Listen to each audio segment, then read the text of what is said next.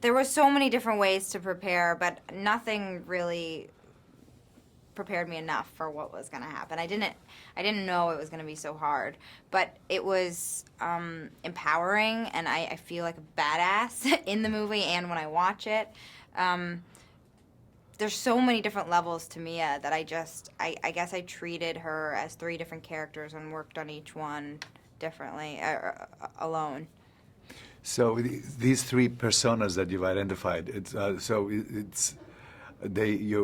see them as totally distinct characters, right? Yeah, it's a girl who's struggling, but has decided she's gonna get over this terrible habit or this addiction, and then there's a possessed version of her, and then there is a action hero version, and thank God we shot the film in order so I could live each one separately. Could you set us up when we first meet your character in the movie? She's what's struggling. going on? She's has brought her closest friends and family to her childhood vacation cabin in the woods, where she's going to quit her addiction that's been consuming her life for years. And I believe this is the moment where she's really going to do it.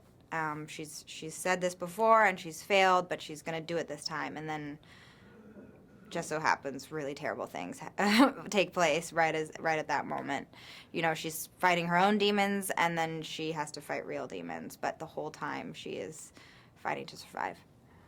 Now, when you kick into possessed mode, what was that like? I mean, is it as an actress? What's the experience like? Well, it's pretty liberating to be so ugly. Like, you don't have to worry about anything. I mean, I'm not really the type that is, when I'm working, I'm constantly thinking about what I look like. But when you look that ugly, you have the freedom to do anything. And not only is she ugly physically, when you're possessed, you are an ugly, ugly soul.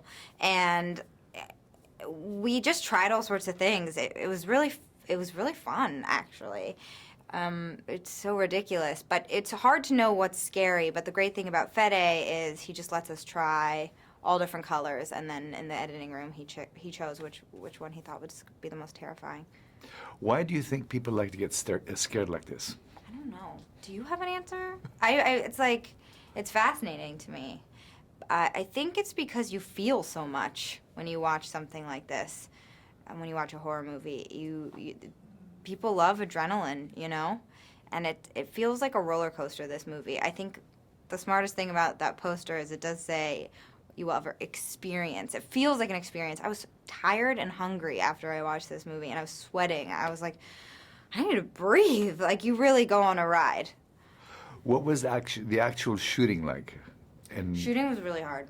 It was really, really tough. It was 6 hours of hair and makeup. Well, not even hair, but to be in that demon. And every day was some terrible thing. Today you're going to cut your tongue in half. Today you're going to make out with a girl with blood in your mouth. You're going to vomit on someone's face. You're going to fall down a hill. You're going to get raped by a tree today. So it was like emotionally draining and physically taxing. I hope you don't have to do this very often. I do have to do it again. I do. We're going to number 2.